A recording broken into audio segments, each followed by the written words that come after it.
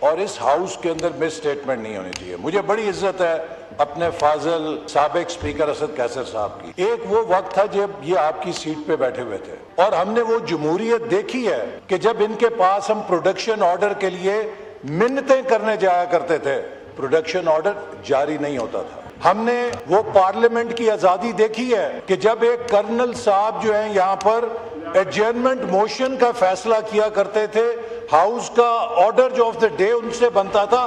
آج آپ اس کرسی پہ بیٹھے ہیں, اسپیکر صاحب بیٹھے ہیں, وہ سوورن ہے, اپنی مرضی سے آرڈر آف دا ڈے بناتے ہیں. یہ اپنی مرضی سے آرڈر آف دا ڈے نہیں بنا سکتے تھے. ہم نے پارلیمنٹ کی آزادی دیکھی ہے. یہ عدلیہ کی آزادی کی بات کرتے ہیں, ہم نے وہ عدلیہ دیکھی ہے کہ لوکل گورنمنٹ پنجاب میں بحال ہوئی, 9 مہینے تک سپریم کورٹ کے فیصلوں کو ٹھٹے مارے گئے, عمل نہیں کیا گیا. یہ فسطائیت کی بات کرتے ہیں. ہم نے جیلیں دیکھی, خواجہ آصف بیٹھے ہیں, انہوں نے جیلیں دیکھی, شہباز شریف نے جیل دیکھی, نواز شریف نے جیل دیکھی, مریم نواز نے جیل دیکھی, حمزہ نواز نے دیکھی, سعد رفیق نے دیکھی, رانا ثناء اللہ نے دیکھی. میں کتنوں کا نام لوں. جس طرح جھوٹے مقدموں میں انہوں نے اپوزیشن کو دیواروں کے ساتھ چنا, ان کی فسطائیت, ان کی جمہوریت کا چہرہ پوری قوم نے دیکھا. ان کو جمہوریت نہیں سجتی. اور آخری بات, جناب اسد قیصر صاحب, سوابی کے اندر نئی یونیورسٹی کا سنگ بنیاد تو میں نے اپنے ہاتھوں سے رکھا تھا.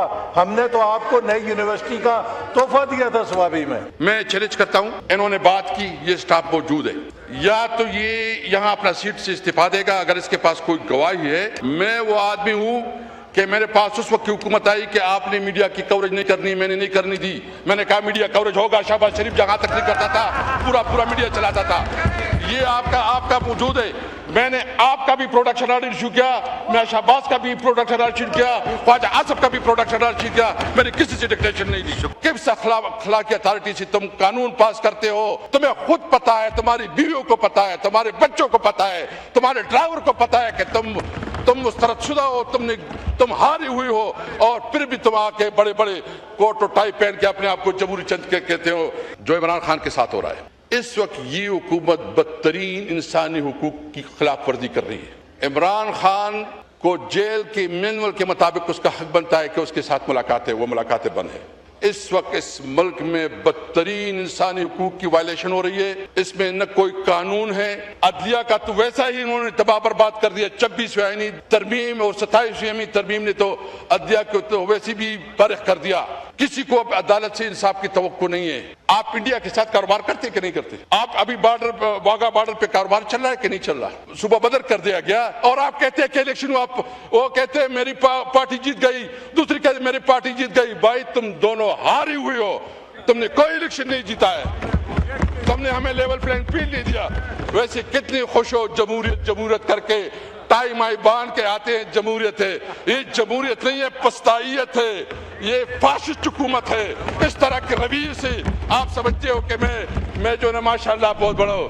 منسٹر صاحب نے تو بہت لمبی چوڑی تقریر بھی کی, اور انہوں نے جو حقائق کو جس طرح مسخ کیا, جس طرح غلط بیانی کی, مجھے سمجھ نہیں آ رہی کہ ایک طرف جو ہے نا منہ میں رام رام اور بغل میں چھری والی بات ہے.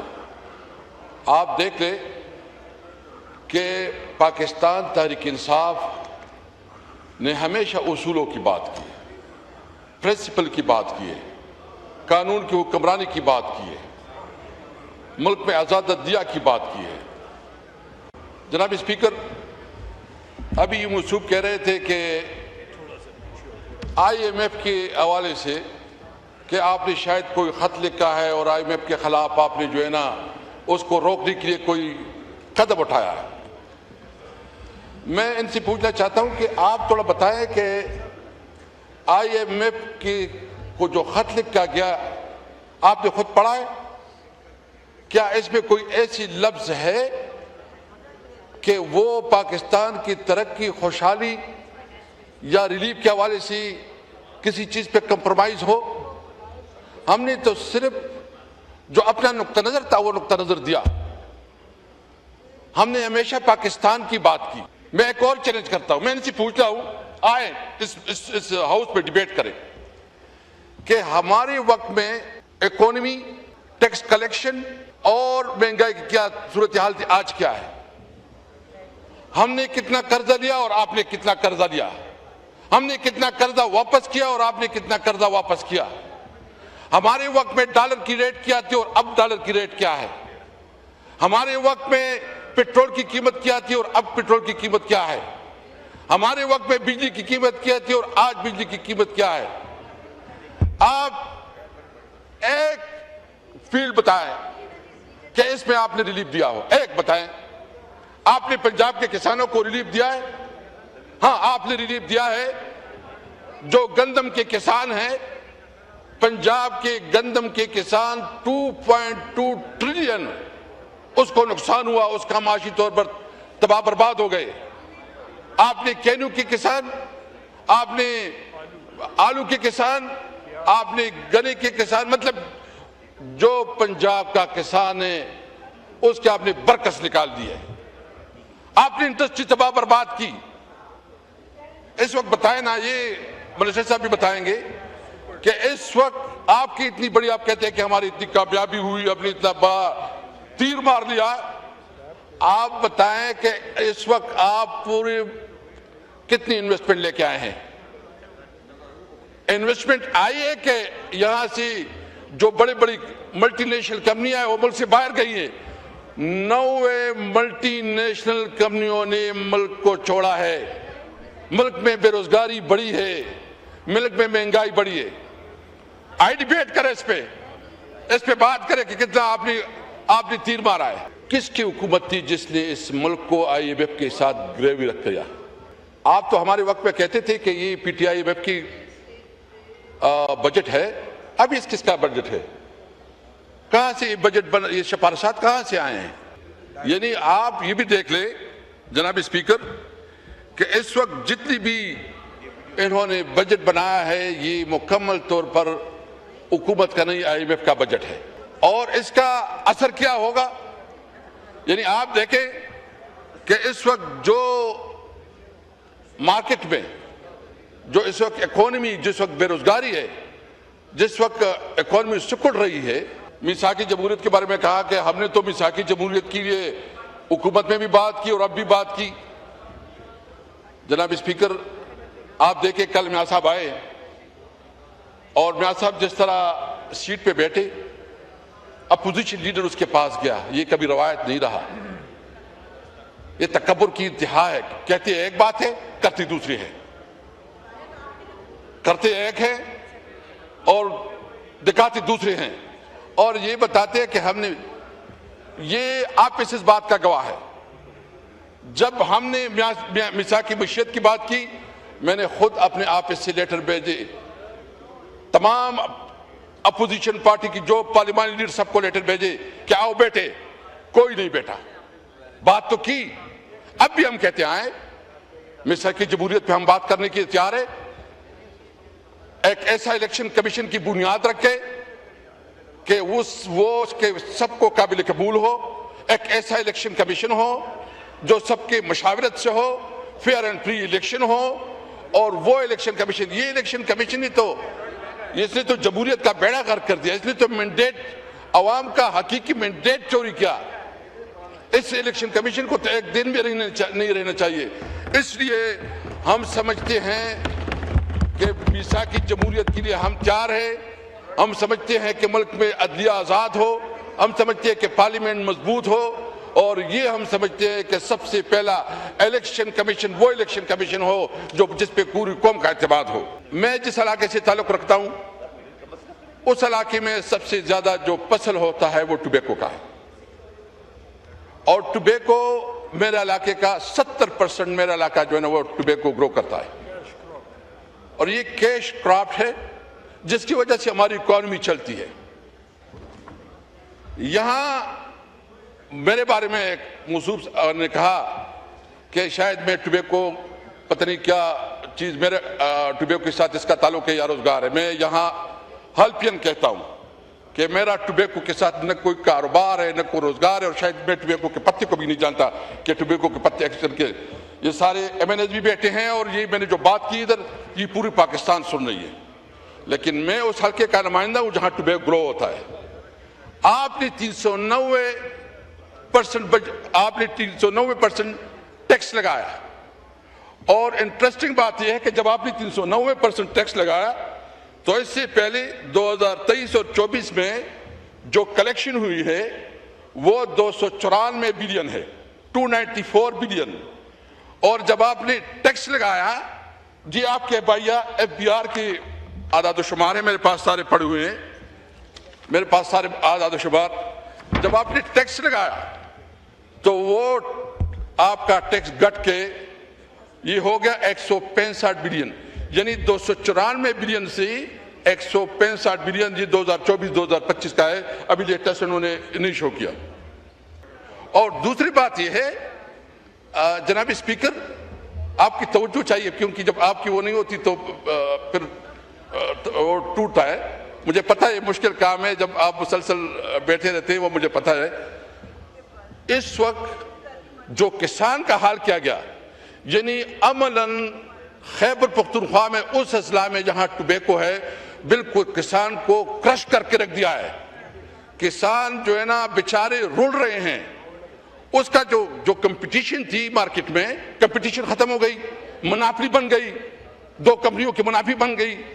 آپ چھوٹے اور بڑے, مطلب آپ جو لینڈ کروزر کا اور سوزوکی کا مقابلہ اس پر ٹیکس لگاتے ہیں کہ آپ جو ہے نا اس کے مطابق, بھائی آپ ایک تھرڈ سلیب لے کے آئیں تاکہ اس کے اوپر ٹیکس لگائیں, تاکہ کمپٹیشن میں اضافہ ہو اور ایک مثبت کمپٹیشن ہو, کسان کو اچھا ریٹ ملے اور ٹیکس کلیکشن بھی بڑھ جائے گا. میں نے آپ کو بتایا کہ آپ کا خود اپنا ٹیکس کلیکشن کم ہوا ہے, اور ابھی آپ مطالبہ کرتے ہیں کہ آپ سے ہم نے وہ مزید کٹوتی کرنی ہے, اور کوئی آپ جو ہے نا سمجھتے ہیں کہ یہاں سے صوبے سے جو ہے نا ہم نے پیسے پتری کا 100 بلین یا کچھ آپ مانگ رہے ہیں, 175 بلین کس قانون کے تحت اسپیکر صاحب منگوائے جا رہے ہیں؟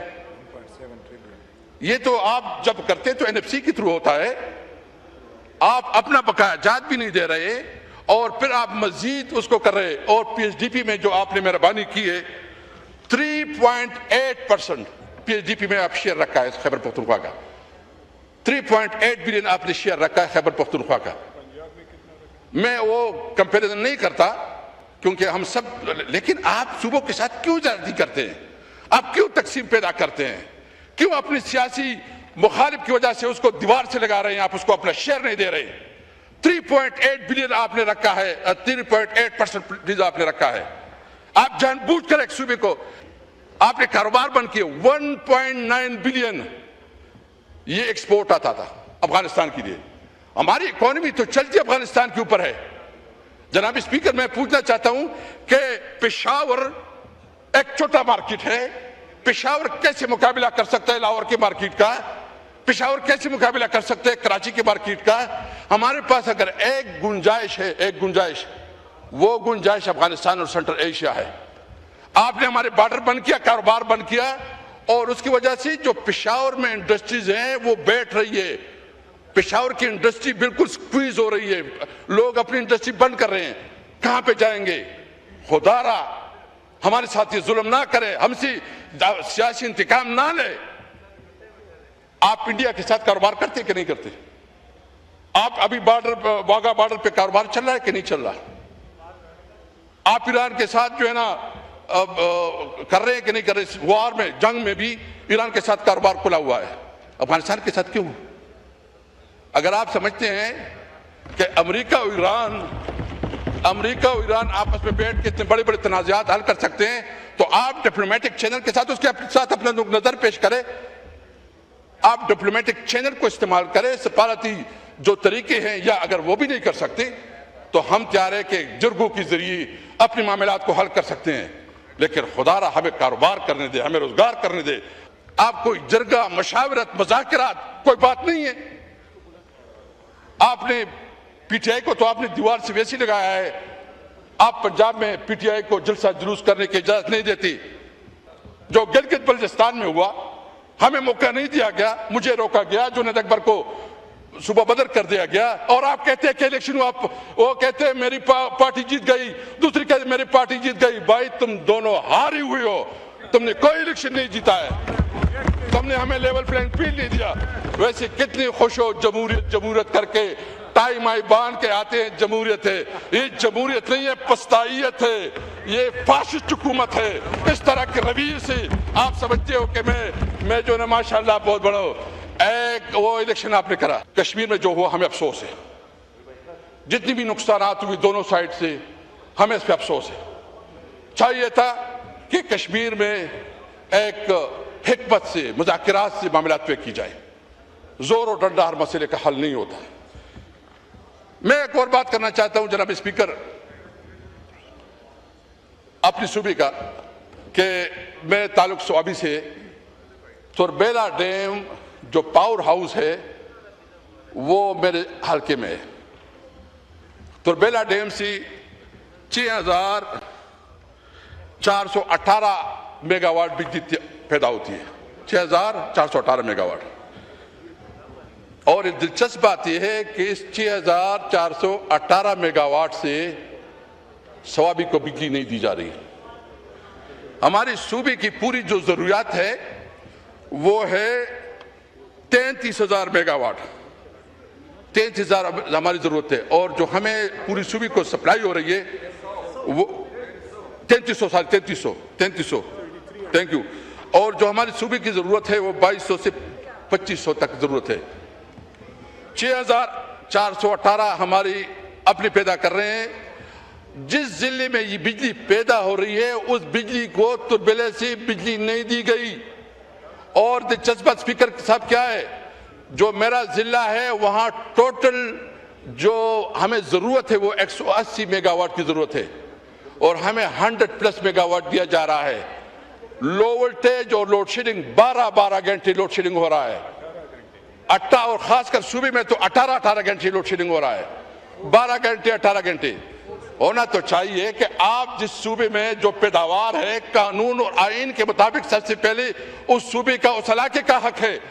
آپ ہمیں تربیلا سے بجلی نہیں دے رہے. ہمیں تو ضرورت ہے کہ آپ ہمیں سستی بجلی دیتے, آپ ہمیں سب سے پہلے ہماری ضروریات پوری ہوتی, اور آپ نے ہم سے یہ حق کیا. تو آپ کیا میسج دینا چاہتے ہیں؟